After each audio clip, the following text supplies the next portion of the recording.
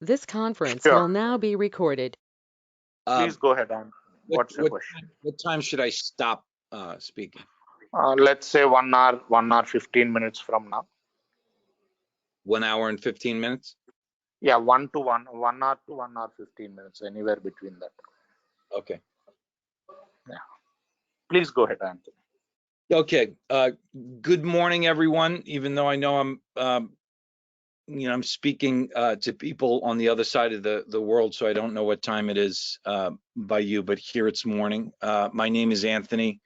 I am definitely an alcoholic. I just want to start by thanking Kartik for the invitation to come and share some experience and my experience with the 12-step recovery program. It's always an honor to be asked to share experience.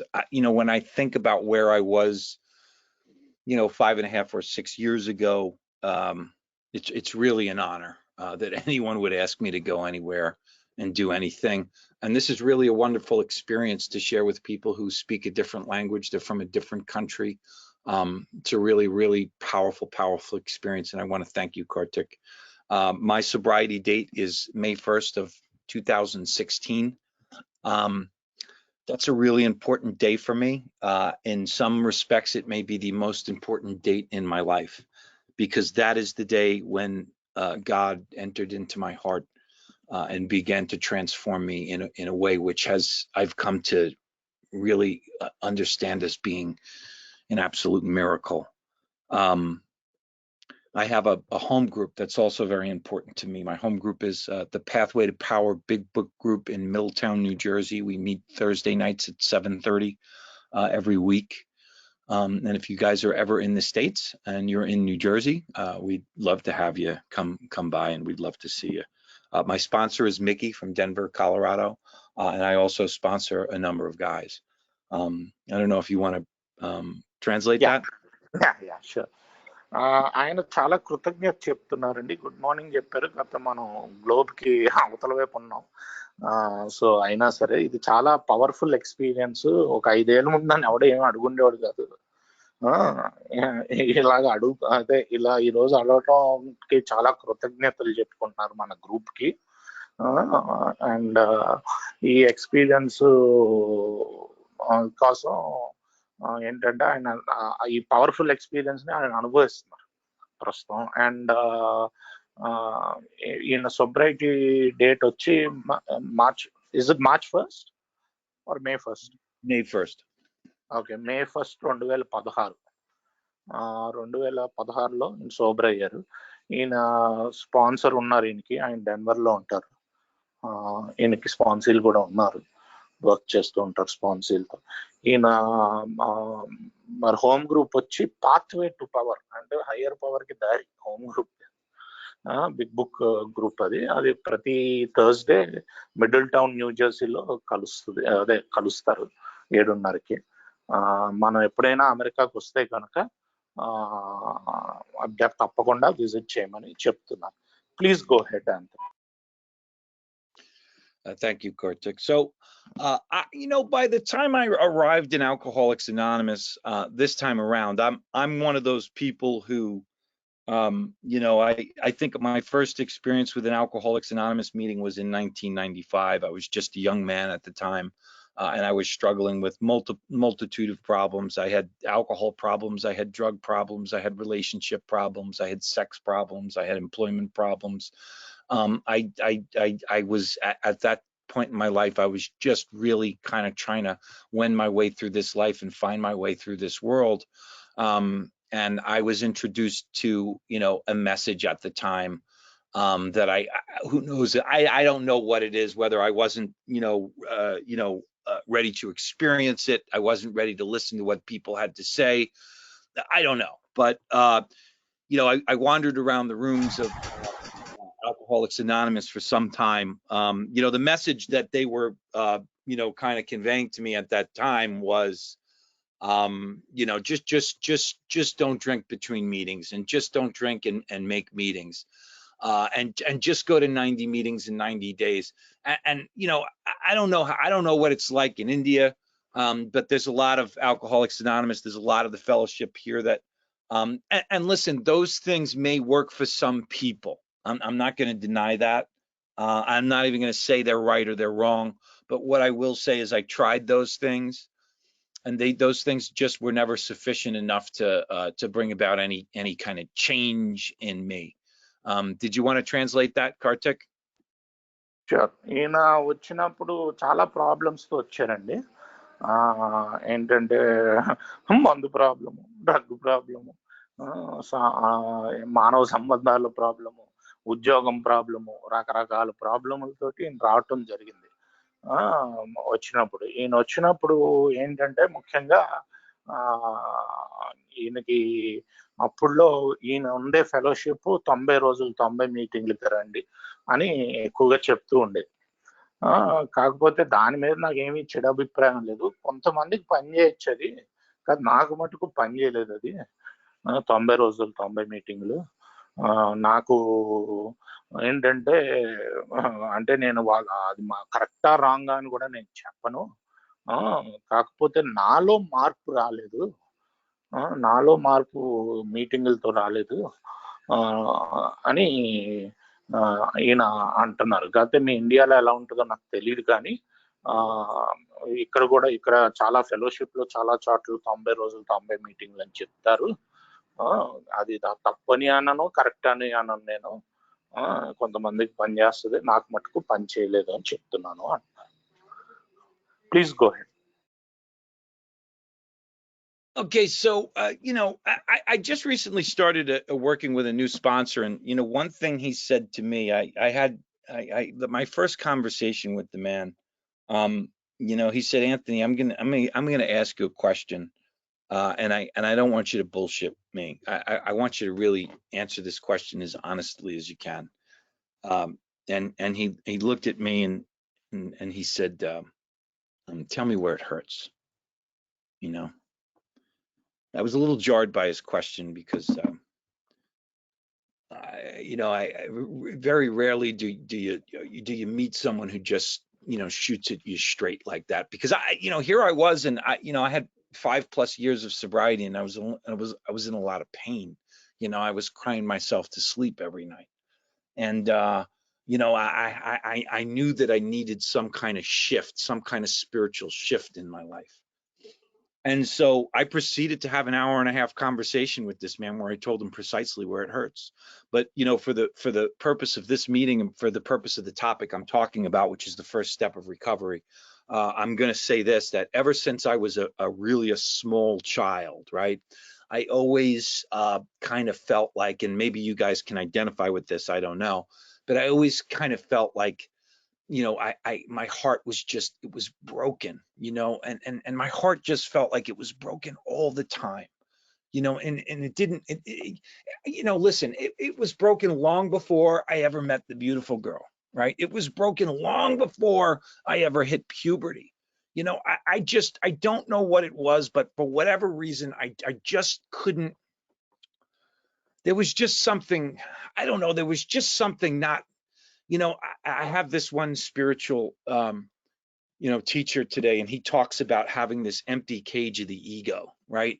And I'm just constantly trying to fill that cage with something, and no matter what it is, it could be, listen, I went through a period in my life where all I did was try to fill it with was booze. All I tried to fill it with was drugs.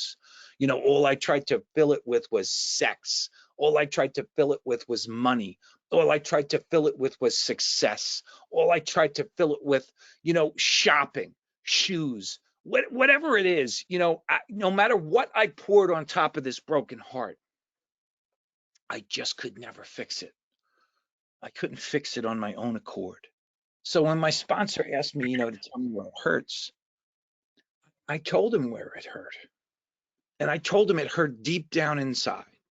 And truth be told, listen, I've been through strips in my life where I've been given everything that I needed in order to feel secure, everything I needed in order to feel okay. But there was just something a little bit off about me. And I think that this is the root core of alcoholism. This is what we call the spiritual malady. Kartik, do you want to translate? Yeah. Thank you. ఈయన ఏంటంటే 5 ఏళ్ల సొబ్రైటీకి ఇంకా రోజు ఏడుస్తూ పడుకుంటున్నారు. ఏం చేయాలో తెలియట్లేదు. అప్పుడు ఈయన ఒక కొత్త స్పాన్సర్ని తీసుకోవటం జరిగింది. ఏంటంటే ఈయనకు అర్థమైంది, ఒక షిఫ్ట్ రావాలి నాలో ఒక చేంజ్ రావాలి అన్న విషయం అర్థమైంది దీనికి. అర్థమయ్యి స్పాన్సర్ ఫోన్ చేసినప్పుడు, ఇదిగో నువ్వు నాకు సొల్లు కవర్లన్నీ చెప్పకు, అదే డోంట్ సైన్ బుల్షిట్, సొల్లు కవర్లన్నీ చెప్పకు, నీకు ఎక్కడ పెయిన్ వస్తుందో చెప్పు అన్నాడు. ఇలాంటి వాళ్ళు దొరకటం, ఎందుకంటే నేను ఎప్పుడు ఎవరో కూడా ఇలా అడగటం నన్ను చూడలేదు. స్ట్రైట్ గాని స్ట్రైట్ క్వశ్చన్ అడిగాడు, అంటే స్ట్రైట్ షూటర్ అంటారు ఇలాంటి వాళ్ళు. స్ట్రైట్ క్వశ్చన్ అడిగాడు. అడిగినప్పుడు నేను ఆయనకి 1.5 గంటల సేపు చెప్పాను. నేను ఏంటంటే లోపల ఉంది నాకు బాధ, ఎక్కడో నాకు చిన్నప్పటి నుంచి ఉంది బాధ. ఏంటంటే ఎప్పుడు కూడా నా మనసు విరిగిపోయినట్టు ఉండేది, లేకపోతే ఏదో వెలితి. ఇప్పుడు ఈయనకు ఒక స్పిరిచువల్ ఆయన ఉన్నారు, ఈయనకి స్పాన్సర్. ఆయన కూడా అంటూ ఉంటాడంట, బాబు నా ఈగో క్రియేట్ చేసిన హోల్ లోపల, ఆ వెలితి నింపడానికి నేను ఎన్నో ప్రయత్నించాను. నేను షాపింగ్ చేశాను, ఆల్కహాల్ చేశాను, డ్రగ్స్ చేశాను, సెక్స్ చేశాను, ఎన్నో రకాలుగా చేశాను. లేకపోతే వెళ్ళి షాపింగ్ చేసి షూస్ కొనుక్కుంటాం, కాకపోతే ఆ హోల్ ఎప్పటికీ నిండదు. ఏదో నిండినట్టు అనిపిస్తుంది అంతే, ఆ హోల్ మట్టుకుని నిండదు. సో నేను 5 ఏళ్ల సొబ్రైటీకి ఇంకా రోజు ఏడుస్తూ పడుకుంటున్నాను. ఆ హోల్, అందుకనే దాన్ని మనం స్పిరిచువల్ మ్యాలడీ అంటాము. ఆ హోల్ నిండాలంటే స్పిరిచువల్ మ్యాలడీ కాబట్టి ఆ హోల్ వేరే మెటీరియల్ తో దేనితోటి నిండదు. ఆ హోల్ అదే ఆల్కహాలిజం అనుకుంటాను నేను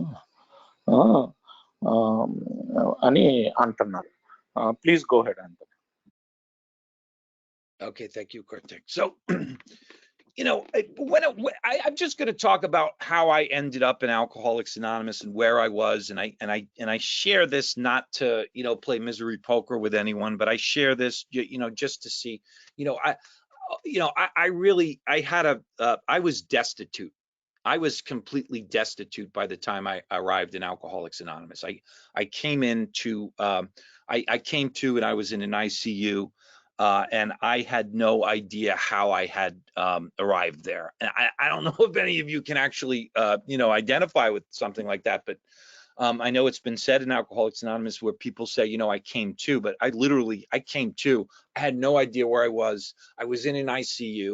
I was all alone. I had a catheter stapled into my neck. And if you don't know what that is, it's a medical instrument that they had stapled into my jugular vein, and they were running kidney dialysis on me for 4 hours a day. And I lied in this room, in this ICU room. My head was smashed in. The hair doesn't grow in the back of my head where I had been beaten. I had been robbed. I had been stabbed.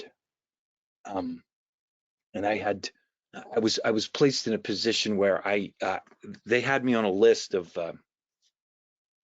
people who were looking for an organ transplant. They told me that my kidneys were shot, and I was on this kidney dialysis, and my arm was completely paralyzed. My right arm, I couldn't feel it from shoulder to fingertips, and I was just crying my eyes out. And I was laying in that bed, and I was thinking to myself, how did my life arrive, to this point? How did I end up in this place? And I got to tell you that the first several months of my sobriety, I didn't feel anything but pain. I didn't feel anything but loneliness. I had no one show up at that hospital.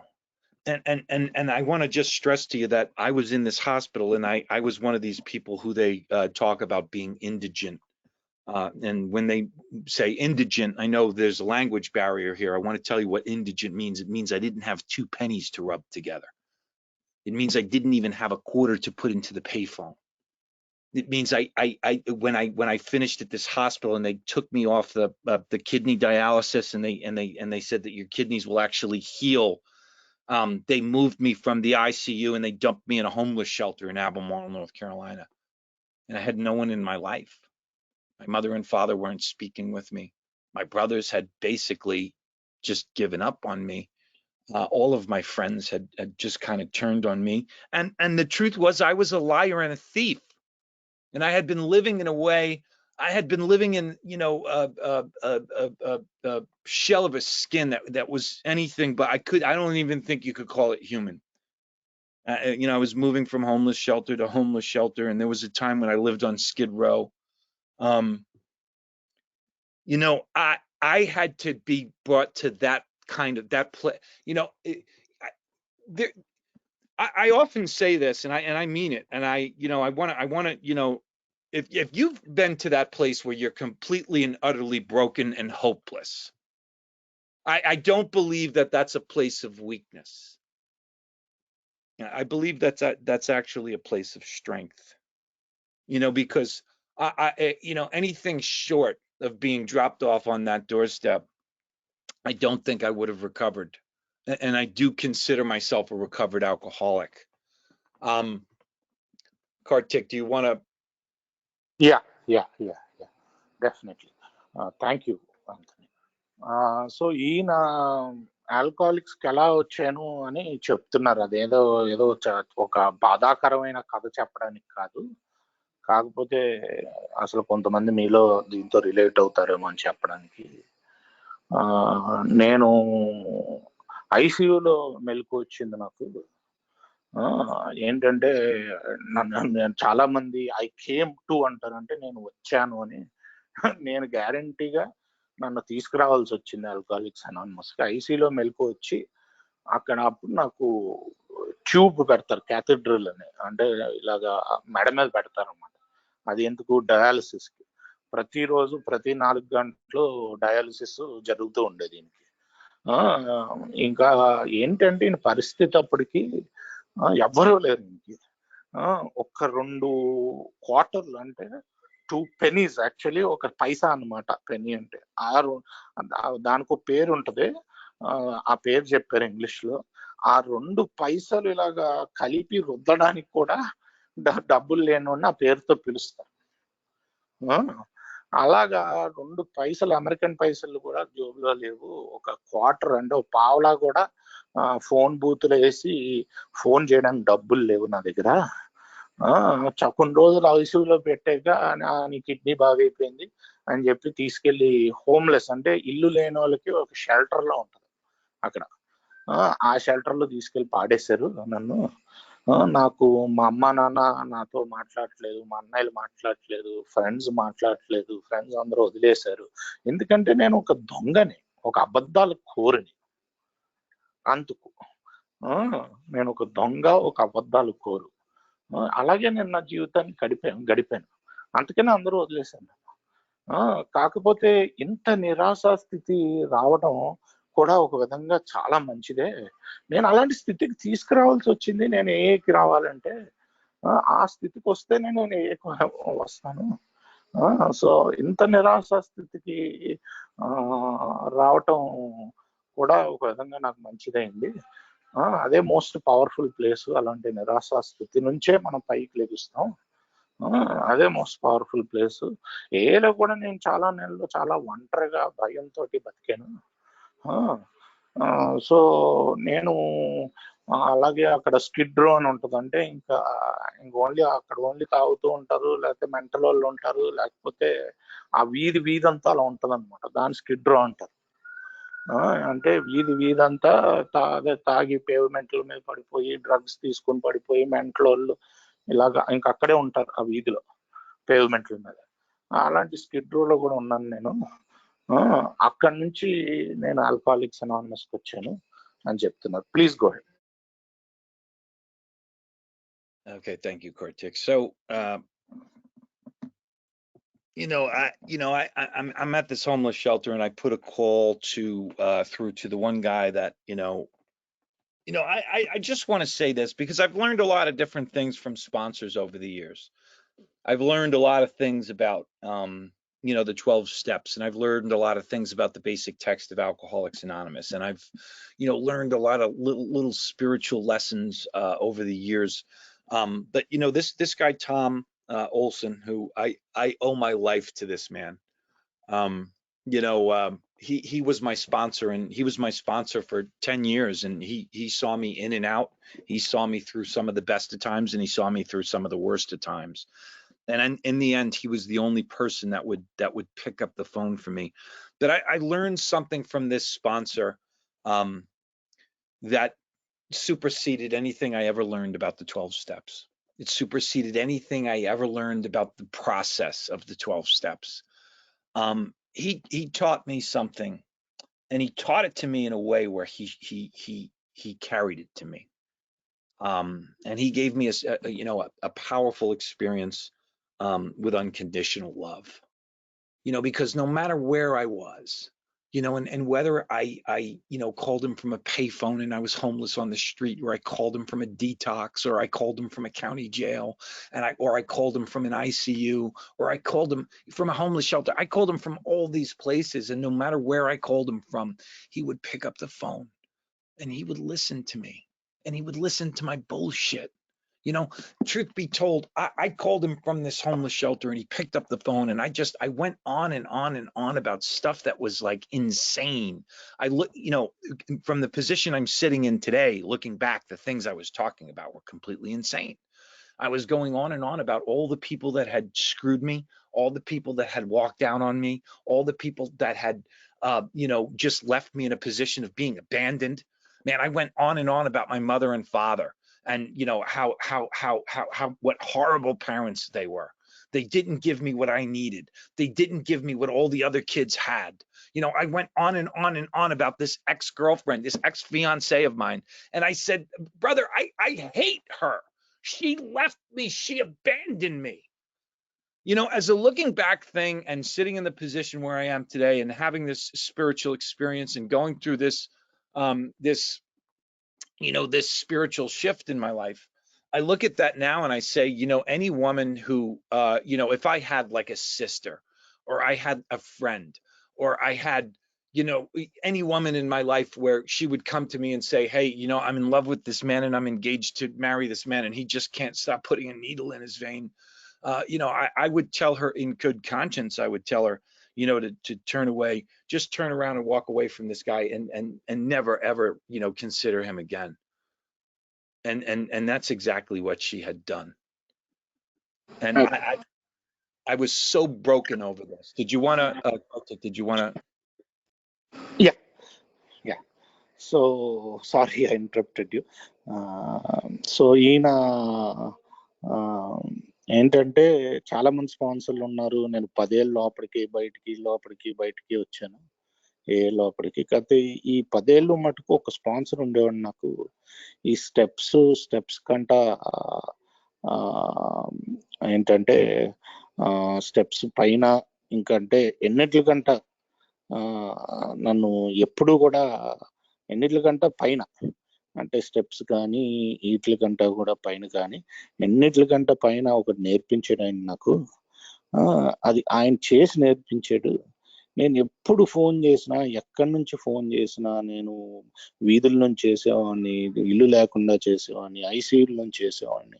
ఎక్కడి నుంచి phone చేసినా phone తీసేవాడు, ఫోన్లో మాట్లాడేవాడు, అదే వినేవాడు, ప్రేమతోటి వినేవాడు. ఎంత సోదేసేవాడిని అంటే చెత్త అంతా చెప్పేవాడిని. మా అమ్మ నాన్న గురించి నాకు ఇవ్వలేదు, అందరికి ఇచ్చినట్టు నాకు ఇవ్వలేదు, మా అన్నయ్యల గురించి, మా ఫ్రెండ్స్ గురించి, మా ఎక్స్ గర్ల్ ఫ్రెండ్ గురించి, అందరి గురించి సోదేసేవాడిని. అయినా ఆయన వినేవాడు. ఎప్పుడు కూడా ఫోన్ ఏంటంటే ఫోను ఎత్తకుండా లేడు ఆయన. ఫోన్ ఎత్తి వినేవాడు ఆయన, నేను ఎంత సోదేసినా సరే. అలా అది నాకు ప్రేమతోటి అదే ప్రేమ అన్నది ఏంటో నేర్పించాడు. Love for another alcoholic. నేను ఎన్నిసార్లు లోపలికి వచ్చినా, బయటకు వచ్చినా, లోపల నుంచి బయటకు వెళ్ళిన నాతో ఎప్పుడు ప్రేమగానే ఉండేవాడు. సో ఆ లవ్ ఫర్ అనదర్ ఆల్కహాలిక్ ఏంటో నేర్పించాడు ఆయన. నేను నా గత గర్ల్ ఫ్రెండ్ గురించి నేను చెప్తూ పోయేవాడిని. ఈ రోజు నేను స్టెప్స్ చేసాక ఒకవేళ నాకే ఒక చెల్లెలు ఉంటే, నాకే ఒక ఫ్రెండ్ ఉంటే, ఒక అమ్మాయి, ఆ అమ్మాయి నా దగ్గరికి వచ్చి నా మొగుడు ఇలాగా నీడులు అదే డ్రగ్స్ తీసుకోలేకుండా ఆగలేకపోతున్నాడు, అస్తమాటు సూది గుచ్చుకుంటున్నాడు అంటే ఇమ్మీడియట్ గా వదిలేనని చెప్తాను. వెళ్ళిపో, ఇంక నీ నీ వీపి చూపించి వెళ్ళిపో, ఇంకెప్పుడు తిరిగి కూడా చూడకాడు మొహం కేసి అని చెప్తాను. అదే చేసింది మా గర్ల్ ఫ్రెండ్, ఇంకేదో చేయలేదు. నాకు ఈ రోజు అర్థం అవుతుంది. సో అదే చేసింది అని చెప్తున్నాడు ఆయన. Please go head Anthony. So I had this long list of, I was just being fueled by anger. I was being fueled by rage. I was just being fueled by this thing we call resentment. I was angry with everyone. I had this long grudge list, and I was going on and on and on, and I was cursing people up and down. But my sponsor said something to me at the time, which I didn't really understand it right in that moment. And I started to understand. I really understand it today better than ever. And I'll tell you why when I tell you what he said to me. But he said, Anthony, he said, I'm not going to bullshit you. Your life is not, your life sucks. I wouldn't trade my life for yours. I just wouldn't do it. He said, but you have to really understand that your life is not in the condition it's in as a result of your mother or your father or your ex-girlfriend or your ex-employers or your brothers or the people in Alcoholics Anonymous or whoever else you want to point your finger at. Your life is in the condition it's in as a direct result of the choices that you've made, and that you continue to make, and that you will continue to make these same choices in your life until something in you changes. And for the first time I heard that, and I got to tell you that I'm coming up on 6 years of sobriety, and some of those choices I'm still making. I'm still making some of those poor choices, and some of those behavioral choices that I continue to make them over and over and over with regard to, my relationships with other people, with regard to, everything in my life. And so I think it's so important that we not only seek a spiritual experience in Alcoholics Anonymous, but we continue to seek, spiritual adjustments and spiritual changes and spiritual rearrangements. I'm on my third sponsor in this sobriety, and the reason I need a new experience. I need to continue to grow spiritually, because one thing my sponsor used to say to me is, he would say, you're either going to grow or you're going to go. And meaning you're either going to grow spiritually or you're going to go back to doing what you've always done. And truth be told, I'm going to tell you something. I'm going to tell you something about alcohol, and I'm going to tell you something about what alcohol did for me. Right? Alcohol did something for me that nothing else could quite do. There's no relationship in the world that could do this. And I remember when I was a little child, and I grew up on Staten Island in New York City, and I love when people come into Alcoholics Anonymous and they say, I remember back when I was 5 years old. I don't think I can remember back to when I was 5 years old. My memory from a childhood is very, very scattered. I don't think my brain was fully developed, but I do have a few memories that just kind of stuck with me. And they're usually connected to some deep-rooted emotion. And I remembered that I was sitting under the kitchen table in that little house on Staten Island, and my mother and my father were screaming at each other, and my father was dragging my mother around the kitchen by her hair. And I was so afraid. I was just terrified. And I had one of these Tonka trucks, and I don't know if you guys know what a Tonka truck was, but here in the States, there were these little construction trucks, and they made them into toys. And back when I was a kid, we didn't have all these things. I didn't have all these things that people have today. I'd get one gift for Christmas. Christmas would come, and I'd get one gift, and I'd get that Tonka truck. But I had that Tonka truck in my arms, and I was holding it as close to my heart as I could. And something, that Tonka truck did something for me. It provided for me a sense of security. It's like when you're on that roller coaster and they put those things over your shoulders and you feel secure, you feel safe. The Tonka truck made me feel safe. When I picked up alcohol for the first time, I felt that same feeling. I felt safe and I felt protected. And it did something for me. I was one of these people that I used to walk around my life and I was full of fear all the time. I was just afraid of everything. I was afraid of my own shadow. I was the kind of guy that would walk into a 7-Eleven and I would have a conversation with my head when I'm 20 steps from the cash register. What am I going to say to this guy? How am I going to approach this guy? What if he doesn't like me? What if I ask for the cigarettes and he denies me? What if he asks me for my ID? Insane. Everything would bring about some kind of strand and fear in me. And when I picked up alcohol for the first time, it provided a sense of security for me. It did something for me. Kartik, do you want to translate that? Sure. ఈయనకి ఏంటంటే ఈయన sponsor ఒక మాట అన్నాడు ఆ రోజు, నాకు అర్థం కాలేదు. ఈ రోజు నాకు అర్థం అవుతుంది. ఏమన్నాడంటే, యాంథనీ, నీ జీవితం దరిద్రంగా ఉంది. నా జీవితాన్ని నీ జీవితంతో సచ్చినా ఎక్స్చేంజ్ చేసుకోండి, నేను అంత దరిద్రంగా ఉంది నీ జీవితం. కాకపోతే ఏంటంటే ఈ జీవితం నీకు ఎంతకెలా ఉంది అంటే అది వాళ్ళ వల్ల వీళ్ళ వల్ల ఇంకొకళ్ళ వల్ల కాదు, నువ్వు తీసుకున్న తప్పుడు నిర్ణయాల వల్ల. నువ్వు తీసుకున్న తప్పుడు నిర్ణయాల వల్ల నీ జీవితం ఎలా ఉంది. అది నువ్వు ఏంటంటే నీకు ఏదో ఒక రోజు అది నీకు తెలుస్తుంది. లోపల తెలిసిన రోజు ఆ మార్పు జరుగుద్ది. నీకు తెలియనంత కాలం నువ్వు పక్కన వాళ్ళకి ఫింగర్లు పాయింట్ చేస్తూ ఉంటావు.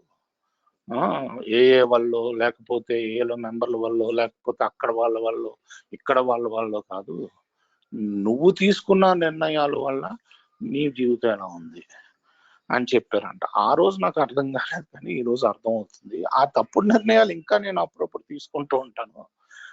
అందుకనే నేను ఆధ్యాత్మిక అనుభవం కానీ, ఆధ్యాత్మిక మార్పులు కానీ, ఆధ్యాత్మిక రీఅరేంజ్మెంట్ అంటే నీ ఆలోచన విధానం మారాలి, అవి కానీ జరుగుతూ ఉండాలి రికవరీలో.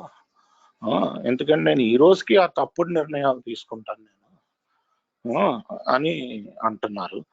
నేను ఏంటంటే చాలా మందికి చిన్నప్పుడు ఇలా జరిగింది అలా జరిగింది అంటారు. కాకపోతే నా చిన్నప్పుడు నాకు ఏది గుర్తులేదు. నాకు ఏం జరిగింది అని చెప్పి ఏదో నాకు ఒకటే కొన్ని విషయాలు గుర్తున్నాయి.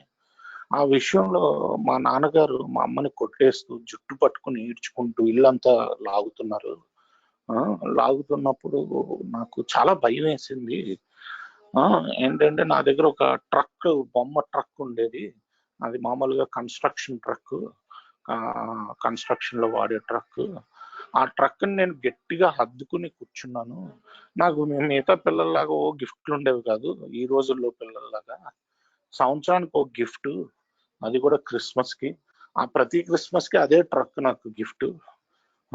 సో ఆ ట్రక్ ని గట్టిగా పట్టుకుని హద్దుకుని కూర్చున్నాను. అప్పుడు నాకు ఆ ట్రక్ ఇచ్చింది ఏంటంటే ఒక సేఫ్టీ ఇచ్చింది, అంటే ఒక భద్రత ఇచ్చింది నాకు ఆ ట్రక్. అదే భద్రత నాకు తాగుడు కూడా ఇచ్చింది. నాకు ఎప్పుడు లోపల ఉన్న భయాలు ఉంటే, ఇప్పుడు నేను వెళ్తున్నానంటే ఈడు ఐడి అడుగుతాడా, ఇప్పుడు ఈడు ఏమంటాడు, ఆడేమంటాడు, ఇలా అయిపోతుందేమో అలా అయిపోతుందేమో అని నాకు ఎప్పుడు భయాలు ఉండేవి. నాకు ఆల్కహాల్ ఆ భయాల నుంచి భద్రత కలిగించేది అని చెప్తున్నాను. ప్లీజ్ గో అహెడ్ అండి. Okay, so my sponsor said something to me at the time, and he said, Anthony, he said, you've got to find a way to start to, just, see the truth about your life. I know, when we come into Alcoholics Anonymous, people tell me I need to have an experience with God, right? And so I want to have an experience with God. And they tell me, well, in order to have an experience with God, you need to have an experience with the 12 steps. And so I want to have an experience with the 12 steps. And so really, before I could have an experience with any of these things, the first thing I really have to experience is the truth, and the truth about myself. And what Tom told me was, he said, the only way I know how to, to help you to this place where you can see the truth is by taking you through the big book of Alcoholics Anonymous and really passing along an experience that was passed along to me.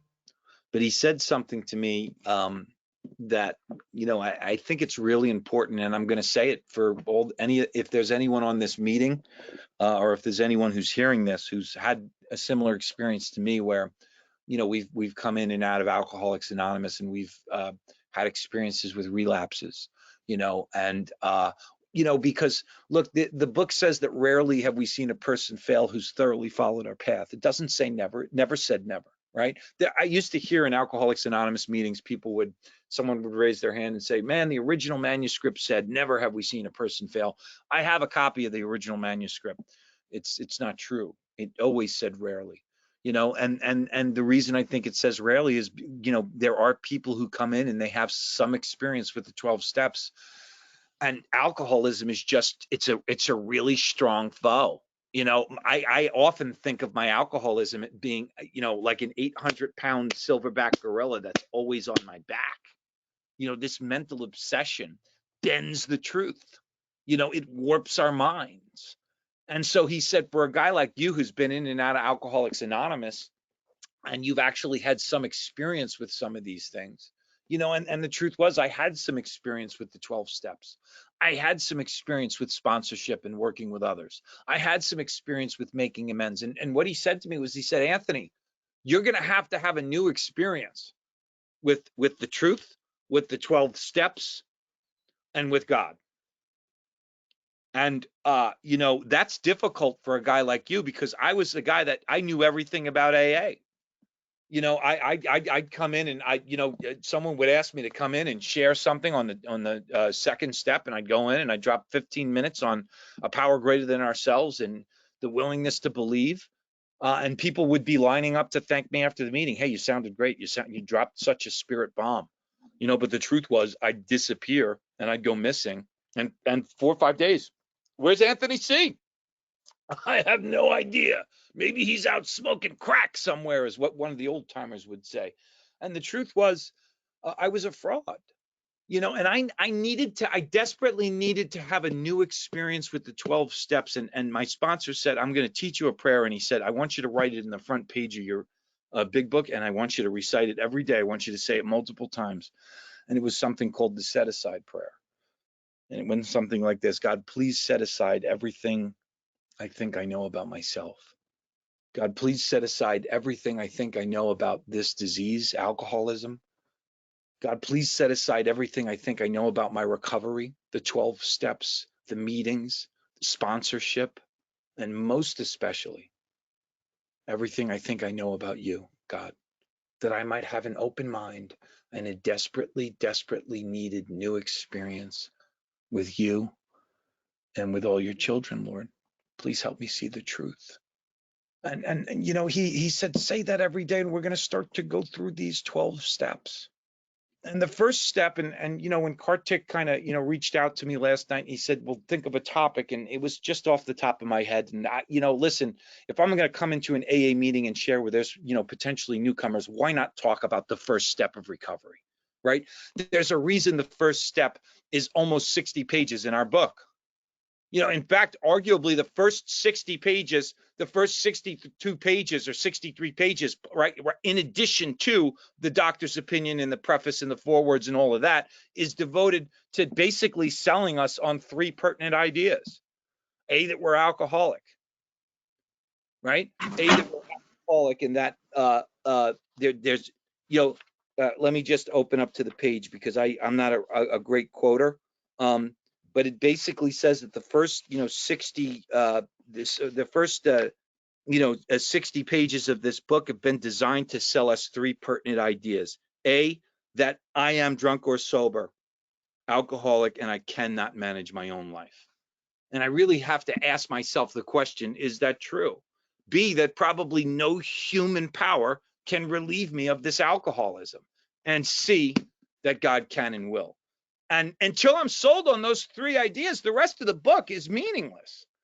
There's a reason why the whole book is, half the book is devoted to the first step, right? There's a chapter devoted to step 2. The next chapter is, 3 and 4, and then a whole chapter covers 5 through 11, and the rest of the book deals with step 12. So, the first thing I need to have an experience with is the truth about me, and what is the truth about my condition. And I don't know how all of you were taken through this book, but the way I was taken through, my sponsor took me through the book line by line, and he turned statements into questions. And he asked me, he said, ask yourself this question: are these things true?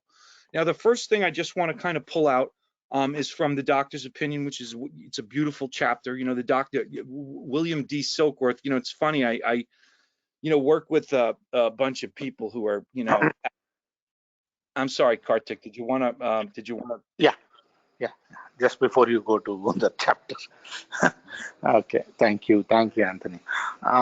So ఏంటంటే ఈయన లోపలికి బయటికి వెళ్తున్నారు, సరిగ్గా recovery రావట్లేదు. ఏంట్రా అంటే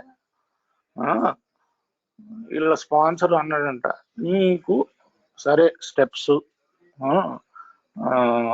భగవంతుడు ఎన్ని ఉన్నాయి, ముందు నీకు ఎన్నట్లు కంటే ముందు నీ గురించి నీకు నిజం తెలియాలి. అంటే నీకు తెలుసు అనుకోకూడదు, నీకు ఒక కొత్త రకం అనుభవం రావాలి ఏతోటి. ఎందుకంటే నీకు ఈ అనుభవం సరిపోవట్లేదు అని చెప్పి ఒక ప్రార్థన ఇచ్చాడంట. బాబు యాంథనీ, నువ్వు రోజు పొద్దున్న ఎన్నిసార్లు చెప్పగలిగితే ప్రార్థన అన్నిసార్లు చెప్పు. సెట్ అసైడ్ ప్రేయర్ అంటారు. ఏంటంటే ఆ ప్రేయర్లో ఏముంటుందంటే, దేవుడా నాకు నా గురించి తెలుసు అనుకునేది ఏంటి, please help me set aside the things that I think I know. అంటే నా గురించి నేను తెలుసు అనుకునే వాటిని పక్కన పెట్టేలా చూడు. అలాగే ఈ స్టెప్స్ గురించి నాకు తెలుసు అనుకునేదాన్ని పక్కన పెట్టేలా చూడు. అలాగే నీ గురించి నాకు తెలుసు అనుకునేదాన్ని పక్కన పెట్టేలా చూడు. ఇవన్నీ పక్కన పెట్టి నాకు తెలీదు అన్నది వస్తుంది అన్నమాట లాస్ట్కి. సో నాకు ఒక కొత్త అనుభవాన్ని ఈ రోజుకి, అది ఆ సెట్ అసైడ్ ప్రేయర్ని రెగ్యులర్గా చెప్పమనేవాడంట. ఎందుకు అంటే, నీకు ఆల్రెడీ ఎక్స్పీరియన్స్ ఉంది, నీకు స్టెప్స్తో ఎక్స్పీరియన్స్ ఉంది, ఎమెండ్స్తో ఎక్స్పీరియన్స్ ఉంది, ఎన్నాటితో ఎక్స్పీరియన్స్ ఉంది. ఆల్కహాల్ అనానిమస్ నీకేం కొత్త ఏం కాదు, లోపలికి బయటకు వస్తాను.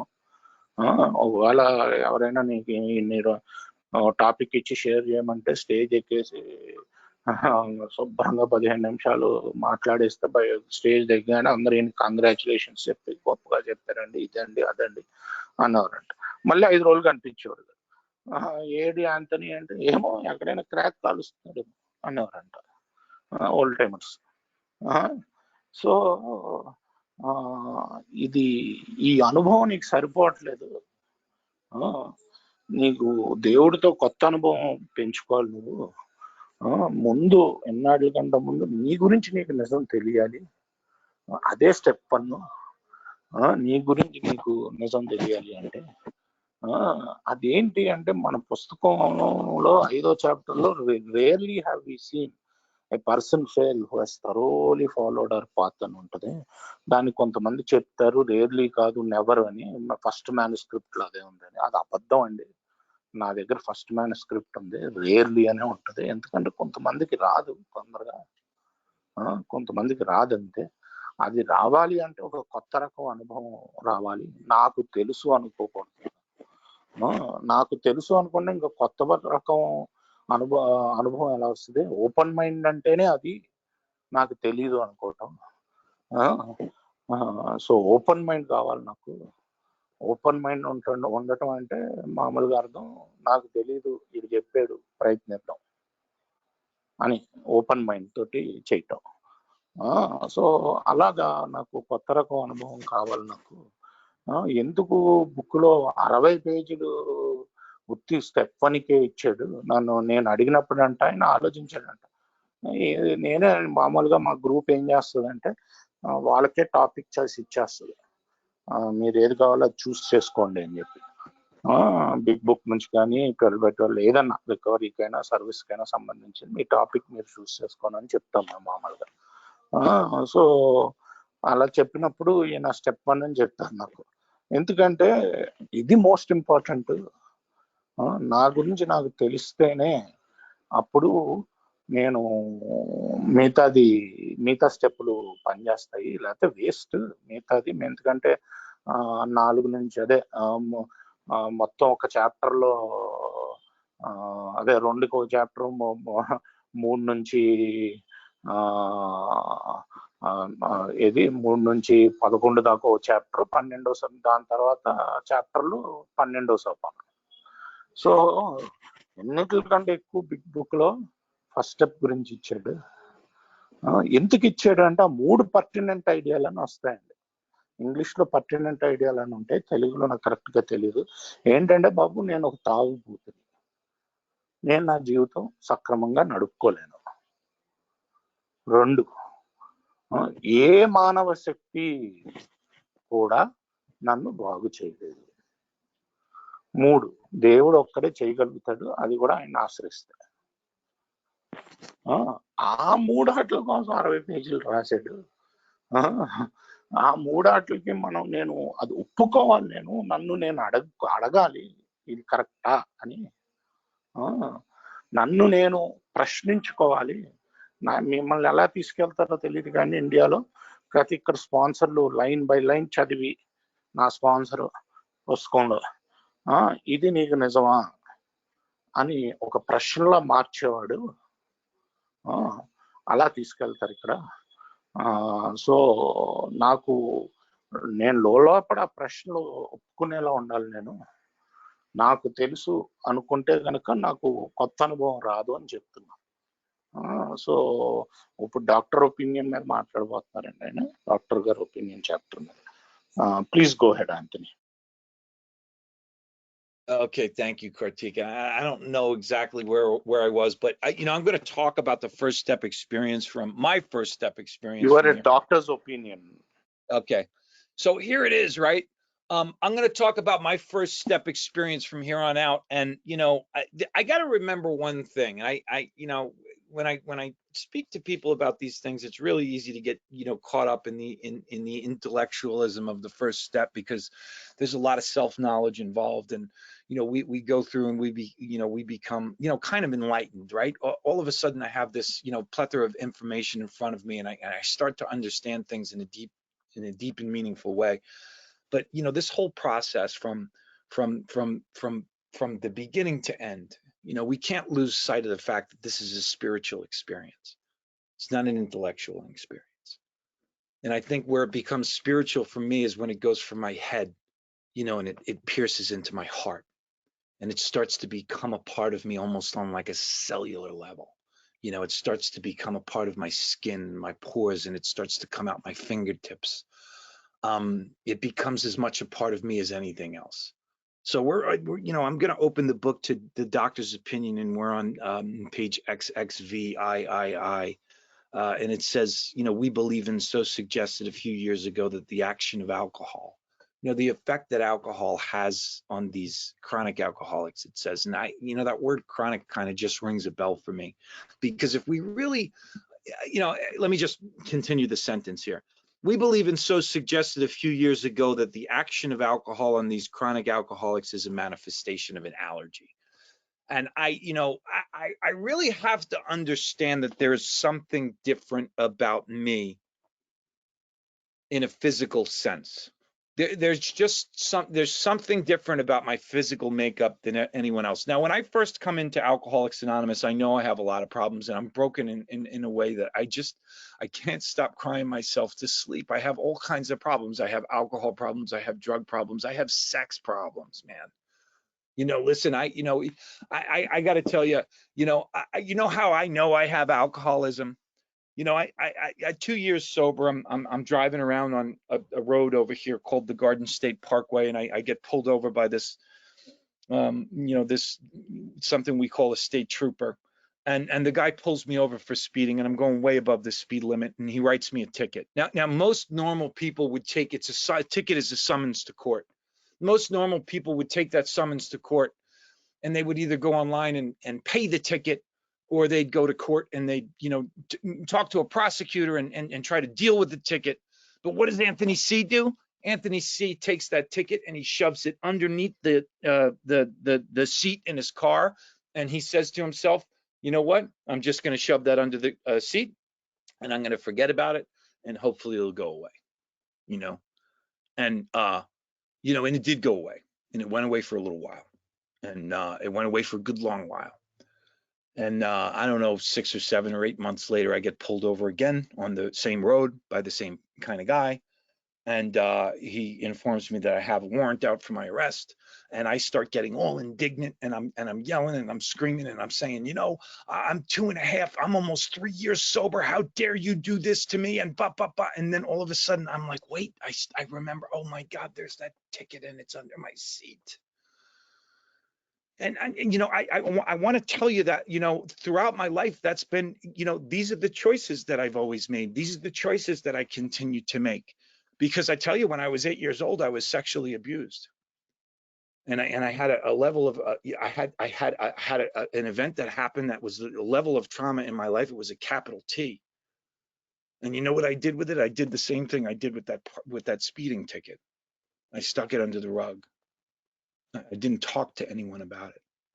I didn't talk to my mother or my father about it. I didn't bring it to the attention of any adult.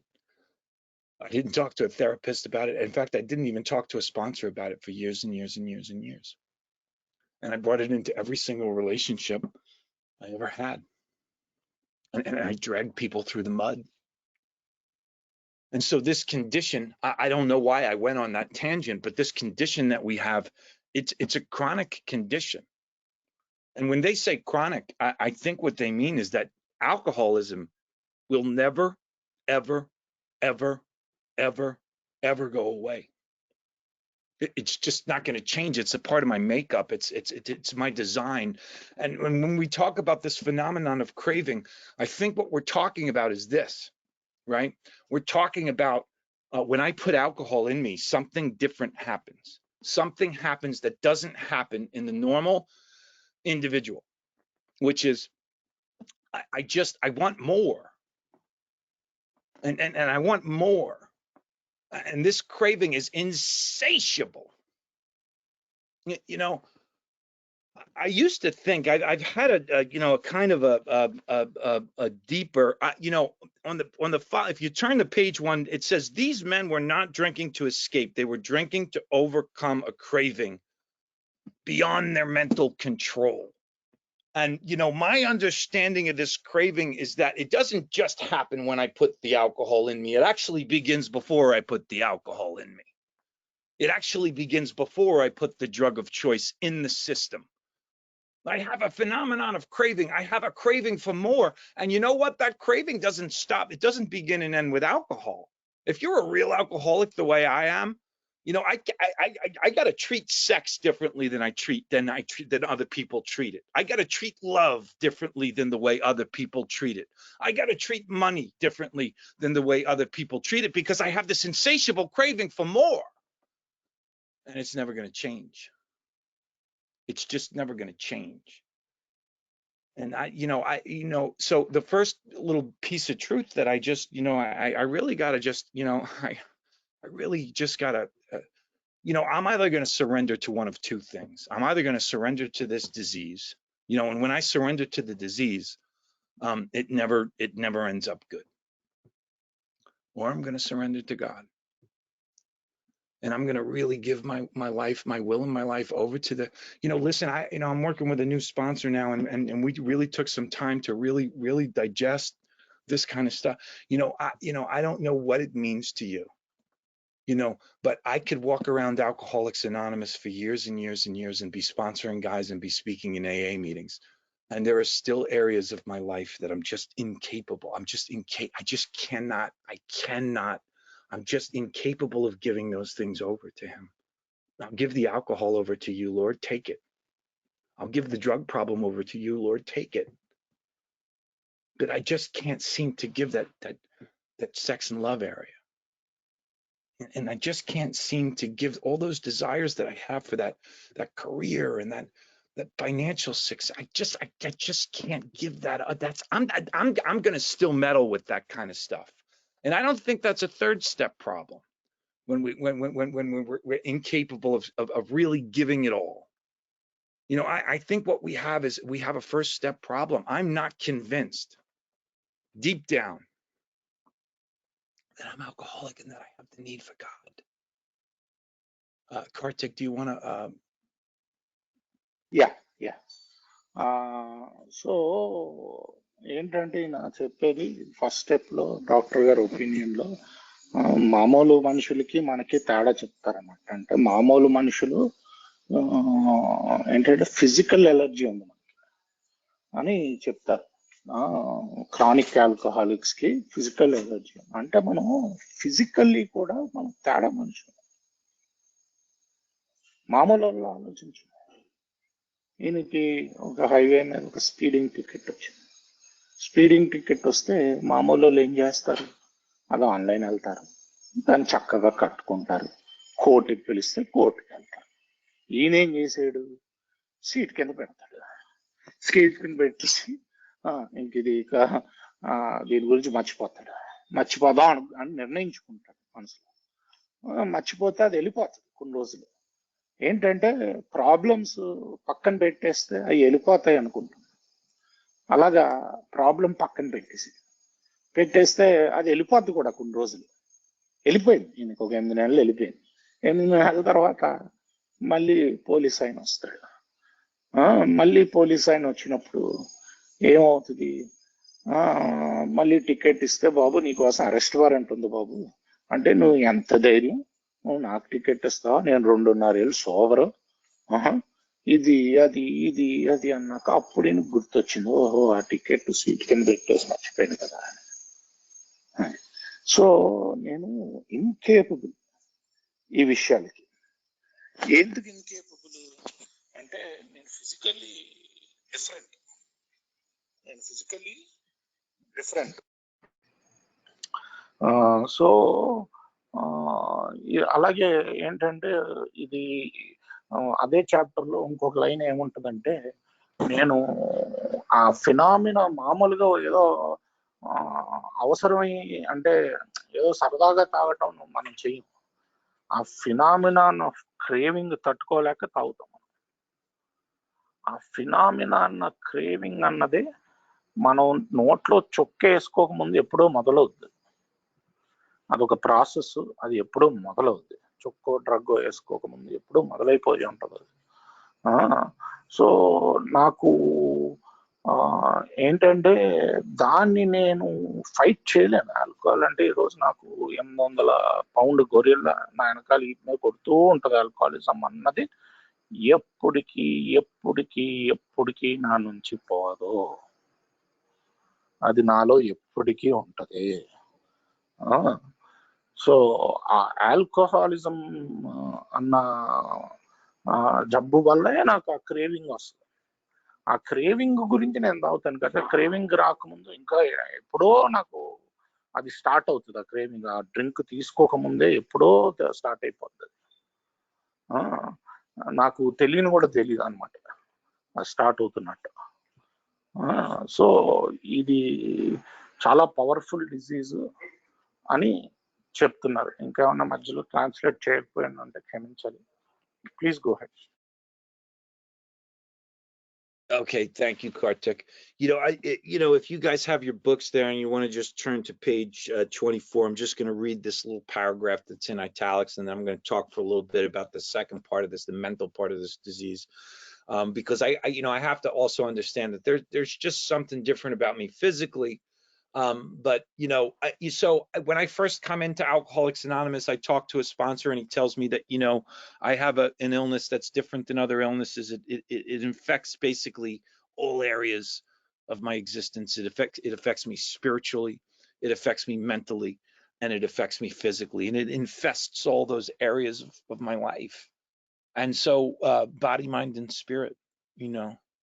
is the problem. And so the solution has to also, be a solution of body, mind, and spirit.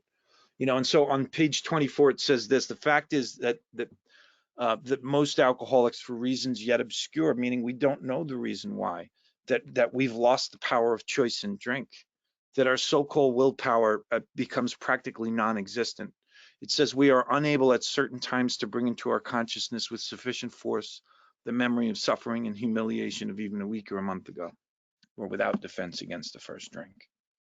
Now, I don't know about how AA works over in India, but over here, I hate when I hear people say this in a meeting, but they'll say, just play the last drink through, just play the tape through, just think about all the, your girlfriend's going to leave you, you're going to get a DUI, you're going to end up in a homeless shelter. Just think it through.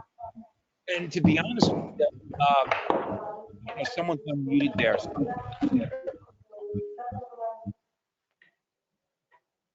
All right. So to be honest with you, I just never was able to just, play that tape through, because what it says here is that I've lost the power of choice.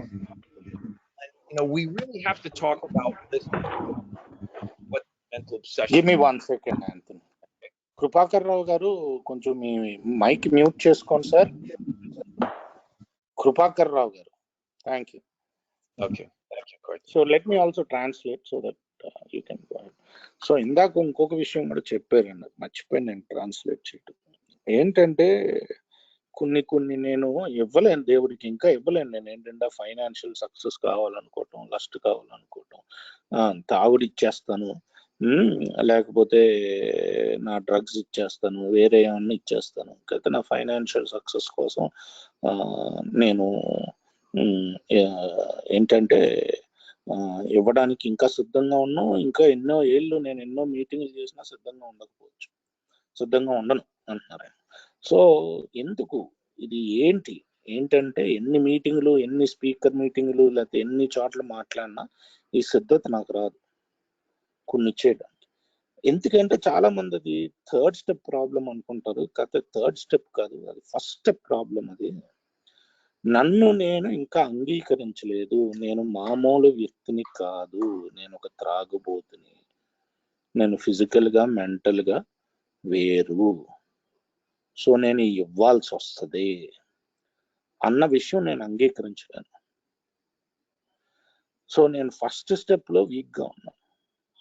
నేను ఇంకా మామూలు వ్యక్తిని, మామూలుగా జీవించవచ్చు అని అనుకుంటూ ఉంటాను. కాకపోతే నేను మామూలు వ్యక్తిని కాదు అని చెప్తున్నారు. దాని తర్వాత ఏంటంటే పేజ్ నెంబర్ 24లో ఇటాలిక్స్ లో ఉన్న చదివారు. The fact is that most alcoholics, for reasons yet obscure, have lost the power of choice of drink. మన దగ్గర పవర్ లేదు. అది దాని కారణాలకు కూడా మనకు తెలియదు ఎందుకు లేదు. our so-called willpower becomes practically non-existent. ఉండదు అసలు will power. We are unable at certain times to bring into our consciousness with sufficient force the memory of suffering and humiliation of even a week or a month ago. We are without defense against the first drink. ఏంటంటే ఒక వారం ముందు చేసిన జరిగింది, లేకపోతే ఎంత ముందు జరిగింది, ఏంటి అవమానాలు, బాధ, ఈ మనకు గుర్తుకు రావు ఆ డ్రింక్ తాగేటప్పుడు.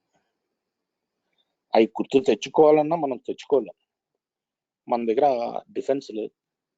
చాలా మంది మీటింగ్ లో చెప్తారు, అరే నువ్వు తాగితే DUIలు పడతాయి, నీ గర్ల్ ఫ్రెండ్ వదిలేసి వెళ్ళిపోద్ది, నీ బతుకు ఇదైపోతుంది అని గుర్తు తెచ్చుకోమంటారు. కాకపోతే నాకు అది అసహ్యం, ఎందుకంటే మన దగ్గర కెపాసిటీ లేదు గుర్తు తెచ్చుకోవడానికి. నిజంగా మనం ఫస్ట్ డ్రింక్ తాగబోతుంటే అని అంటున్నారు. Please go head. Okay. Thank you, Kartik. It says there is the obsession that somehow, someday they'll beat the game. I got to understand that my mind is a little different than everyone else's. And listen, man, maybe there are people out there who they aren't alcoholic and they have the obsessive mind, but my mind obsesses about everything. If I don't wake up and I don't really sit down and go to God and pray and spend at least 5 minutes in meditation, really just making myself aware of my breath, my mind starts just to grind. It starts to grind. I start obsessing about everything, and whether it's liquor or it's drugs or it's a beautiful girl with red hair, I just, my mind starts to obsess, right? And the truth, and I want to just say this for everyone there. I was told an obsession is a thought or idea that outweighs or overrides all other thoughts or ideas, meaning it's the only thing I can focus on. It's the only thing I can think about. And, ultimately, I want to just tell you, so my first step is like this, right?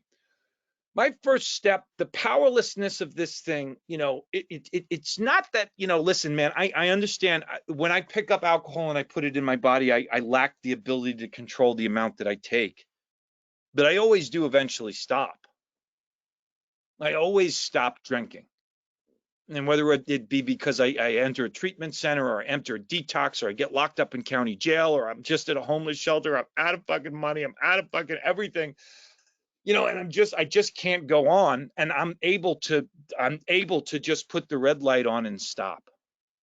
But the one thing I can't stop doing is I just can't stop picking it back up. I can't stop picking it back up, and I do it again, and I do it again, and I do it again, and I do it again. And I want to just convey this to you because it took me years of coming in and out of Alcoholics Anonymous to understand that the real powerlessness is not, it's not over the second, the third, the fourth, the fifth, the sixth, the seventh, the eighth, the ninth, or the 10th drink. What I'm truly powerless over is the first one. And for me, that was such a difficult thing to grasp. It was just such a difficult thing for me to wrap my mind around. But I just want to spend the rest of my time here talking about the second part of step one, because, when we look at the powerlessness of it, when I pick it up and I put it in me, I lack the ability to stop. I can't stop picking it back up. So ultimately what that becomes is my first step truth is not that I'm licked and I got to stop drinking. My first step truth becomes I understand now that I'm completely, I'm hardwired to drink and drug. I'm hardwired. My mind and my body are built to drink until I die or I go insane, period. Right. So my first step truth, it becomes that I'm hardwired to drink and use, and I'm going to drink and use until I die or I go insane, period. Right. But then there's that dash, and our lives had become unmanageable. And I come into Alcoholics Anonymous, and my sponsor asks me, what is the unmanageability part? And I start telling him, man, I got DUIs, I got broken relationships, I got women that just won't talk to me anymore. Listen, man, I got so many fines up the wazoo. I got warrants out for my arrest. I owe so many people money. I'm in quicksand. I'm never gonna. That's a whole nother conversation for another day, because I walk into Alcoholics Anonymous and I owe so many people money, and I hear people sharing in the meetings about how they paid back every dime of every person they ever paid, and I'm thinking, are you insane, dude? I'm never gonna be able to. My credit score was 388. But I got news for you people, and I'm going to share this with you. I don't know if you have credit scores over in India, but in the United States of America, everyone's credit gets ranked on by 3 credit bureaus, and no one would loan me money because I owed so much money. I was so broken and so fractured, and I would think, I'm never going to climb out of this hole. And I got to tell you that 5.5 years into this, because I tapped in to the only power in the universe that was going to give me the power to make those things possible. I have paid back every dime of every person I've ever known. I have a credit score that's 750. But I'm just going to turn to page 52, because I want to talk about the unmanageability that we really talk about in the first step, and it's the driver. This is what we talk about when we talk about the spiritual component of this disease, because we're not talking about physical unmanageability. We're not talking about all the, the DUIs and the car accidents and the broken relationships and the shattered families and on and on and on, the restraining orders, whatever else. what we're talking about is the unmanageability of our spirit. So, my sponsor read this part, and it says we had to ask ourselves why we shouldn't apply to our human problems this same readiness to change our point of view. And what's interesting is one thing I focused on. I'm going through the steps again with another sponsor, and we really focused on that line. Do I have the readiness to change? Because what we're going to talk about in this paragraph has nothing to do with alcohol. It says we were having trouble with personal relationships. And my sponsor asked me, Aunt, how are you doing with your personal relationships? Do you have a girlfriend? No, check. I guess that's a problem. You know what I mean? Do you have a love and sex relationship? No. I mean, it's deep within the race. We all want that. Why don't you have one, Anthony? How are your relationships doing with your mother and your father and your brothers? How you doing with those? Do you have an employer? How you doing with your friendships? I went down the list, check. I was having so much trouble with my personal relationships. And why was I having trouble with my personal relationships? And you know what one spiritual teacher told me one day? He said, the reason you're having trouble with your horizontal relationships, Anthony, is because you don't have a vertical relationship. And once that vertical relationship becomes right, all these other relationships will work out.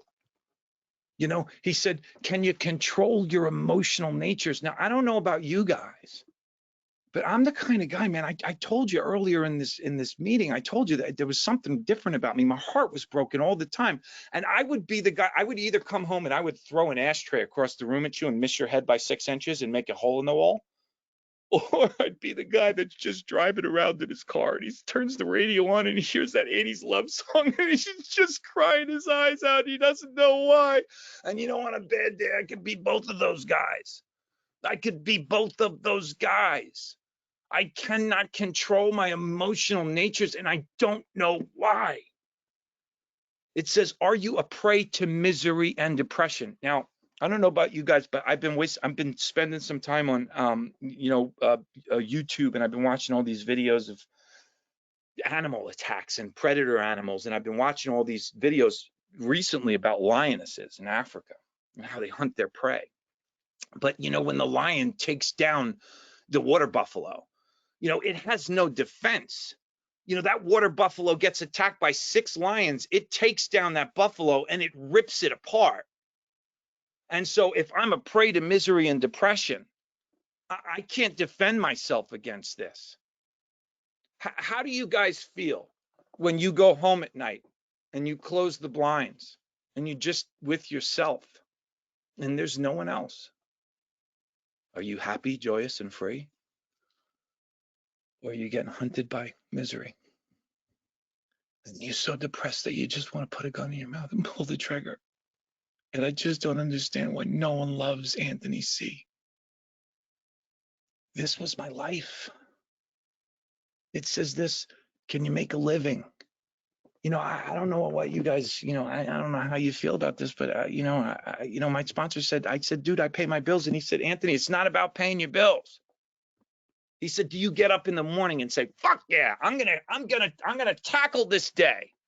I love my life. Or do you wake up in the morning and you're like, man, I got to slug it off to work again. I got to go and I got to show up and can you make a living? Do you have a feeling of uselessness? Are you full of fear? Are you being driven by fear? Listen, I'm not perfect. I don't come to you like all of a sudden I'm this spiritual guru, because I'm not, because there are days where I wake up and I'm just so driven by fear. It's got me so blocked. And listen, when I talk about these bedevilments, there are 2 more. Are you unhappy, and can you seem to be of any real help to anyone else but yourself, and even yourself? But here's the truth is that there are days where I wake up and I'm being riddled by these things. This is the unmanageability of the spirit that we talk about. When I went through that with a sponsor and I identified all those things, check, every single one of those 9 areas I was struggling with. This is why we have the need for power. This is why we have the need for love. This is why that we have the need for mercy. This is why we have the need for forgiveness. You know, listen, when I took this first step of recovery, I am powerless. I am powerless. Drunk or sober, I'm powerless. My life is completely unmanageable. I cannot seem to manage myself spiritually, emotionally, mentally. And so I'm just going to skip to that page 60 that we read from before, and I'm going to leave you guys with some considerations. And if you're new here, I really think you should consider this. My sponsor says a consideration is this. I don't want an answer from you right now. I want you to really ruminate on this. I want you to chew the cud for a while. I want you to ruminate on this. And I want you to really think about it. And when you're ready to answer these questions, you don't need to answer them to me. Answer them to yourself. It says our description of the alcoholic, which is what we just talked about, the chapter to the agnostic, step 2, your personal experiences, drunk or sober. You know, these are going to make clear 3 pertinent ideas. A, am I alcoholic? You know, this is a question I need to ask myself. Am I alcoholic, and can I manage my own life? Can I manage these areas that we just talked about on page 52, right? B, that probably no human power can relieve me of this condition. And C, do I believe that God can and will? You know, I got to believe that God can and will. Because the one thing I know for sure is Anthony certainly cannot. You know, and like my sponsor now says, he says, I'll call him up with any problem. And he said, Anthony, we got to go to God with it. What else have we got? You know, but I do want to say this, and I'll leave you with this. I've got to be convinced. I've got to be convinced of these things. This has got to be become a part of my makeup.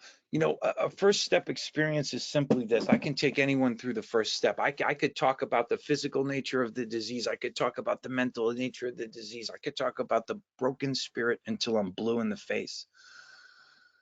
But the truth is, it's got to become a spiritual experience. It's got to go from my head to my heart. I've got to truly have a willingness. I've got to have that readiness to change. It's got to become a part of me.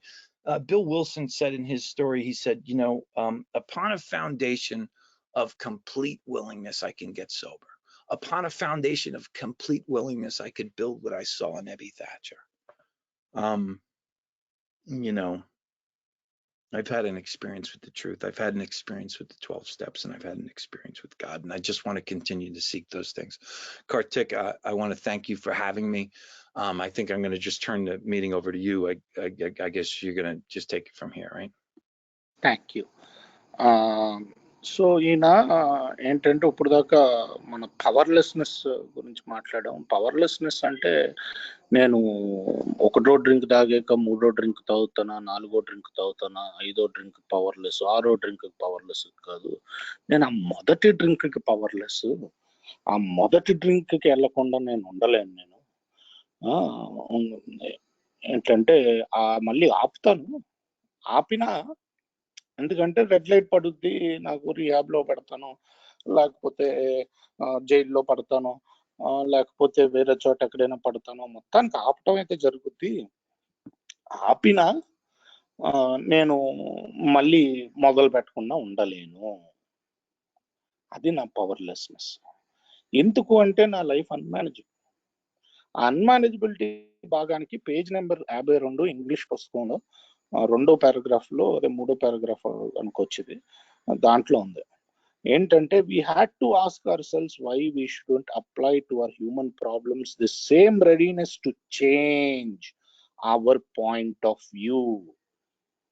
ఎందుకు అంటే మనం దాని ముందు paragraph కొంచెం చెప్పాలి. దాని ముందు పారాగ్రాఫ్లో ఏం రాస్తాడంటే, బాబు 30 ఏళ్ళ తర్వాత మనిషి మూన్కి వెళ్తాడేమో అని వాళ్ళ పాయింట్ ఆఫ్ వ్యూని మార్చుకున్నారు. 1939లో రాశారు ఈ పుస్తకం. 1960s వెళ్ళారు, 69లో వెళ్ళారు మూన్కి. సో కథ ఇంకా అప్పుడు మూన్కి వెళ్ళలేదు పుస్తకం రాసినప్పుడు. కథ వెళ్తాడు ఇంకొక 20 ఏళ్ళలో అని వాళ్ళు పాయింట్ ఆఫ్ వ్యూని మార్చుకున్నారు. అలాగా మన పాయింట్ ఆఫ్ వ్యూ ఎందుకు మార్చుకోలేము మన గురించి? Why we have to ask ourselves why we shouldn't apply to our human problems. మన ప్రాబ్లమ్స్ ఏవైతే ఉన్నాయో దాని గురించి మన ఆలోచన విధానం ఎందుకు మార్చుకోలేము మన ప్రాబ్లమ్స్ కున్న విధానానికి? మనకి we're having trouble with personal relationships. ఏంట్రా బాబు అంతని నీ సంబంధాలు ఎలా ఉన్నాయి అంటే, మానవ సంబంధాలు, గర్ల్ ఫ్రెండ్ లేదు అంటే అది కూడా పర్సనల్ రిలేషన్షిప్ లేనట్టే. నీకు అమ్మ నాన్నతో సరిగ్గా లేదు, ఫ్రెండ్స్తో సరిగ్గా లేదు, టిక్ టిక్ టిక్ టిక్ అస్సలు ఏ సంబంధం సరిగ్గా లేదు మానవ సంబంధం. మరి మానవ సంబంధం సరిగ్గా లేదు అంటే ఈయన స్పిరిచువల్ స్పాన్సర్ ఒక ఆయన చెప్పారంట. ఏమన్నంటే, బాబు నీదంతా నీ హారిజాంటల్ అంటే నీ అడ్డంగా ఉండే సంబంధాలు ఎన్ని సరిగ్గా లేవు. సో నువ్వు నిలువుగా ఉండే సంబంధం, నీ దేవుడితోటి నిలువుగా ఉండే సంబంధం మెరుగుపడితే ఇవన్నీ మెరుగుపడతాయి అని చెప్పి. We couldn't control our emotional natures. అసలు ఎప్పుడు అసలు నేనేంటంటే పొద్దున్న లెగ్గానే ఒక కాఫీ కప్ ఇసిరేయచ్చు, అది నీకు జస్ట్ ఒక 6 ఇంచులతో దాటి బొక్క పడచ్చు గోడకే. అదే రోజు మళ్ళీ నేను సాయంకాలం మ్యూజిక్ వింటూ గట్టిగా పాడుతూ ఆనందంతో ఏడవచ్చు. రెండు నేనే. నా కంట్రోల్ లేదు నా ఎమోషన్స్ మీద. We're prey to misery and depression. ఇది ఎలా వస్తుందంటే వస్తుంది. పొద్దున్న లెగ్గానే నేను కనీసం ఒక 5 నిమిషాలైనా మెడిటేషన్ చేయాలి, లేకపోతే నాది ఎప్పుడు వాటి గురించి కంట్రోల్ లేకుండా తిరుగుతూ ఉంటుంది మైండ్. పొద్దున్న లెగ్గానే అబ్బా ఈ రోజు జాబ్కి వెళ్ళాలా అన్న మైండ్ సెట్ తోటి ఉండకూడదు.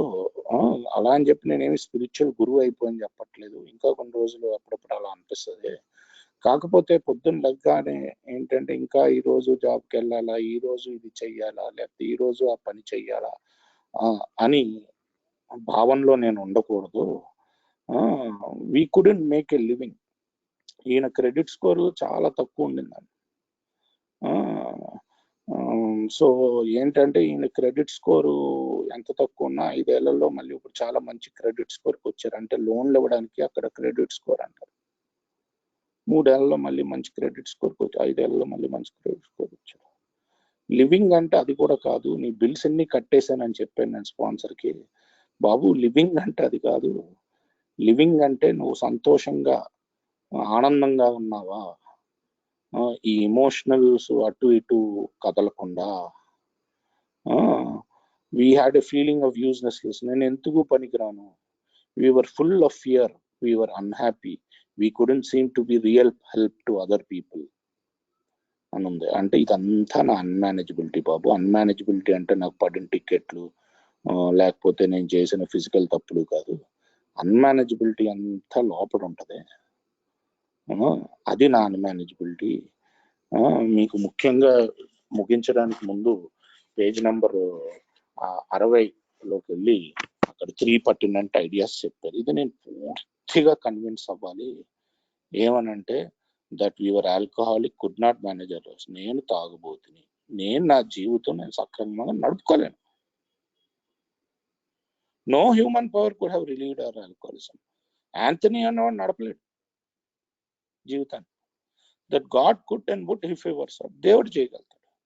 వీటిని పూర్తిగా నాలో నేను జీర్ణించుకోవాలి. ఇది నా నిజం.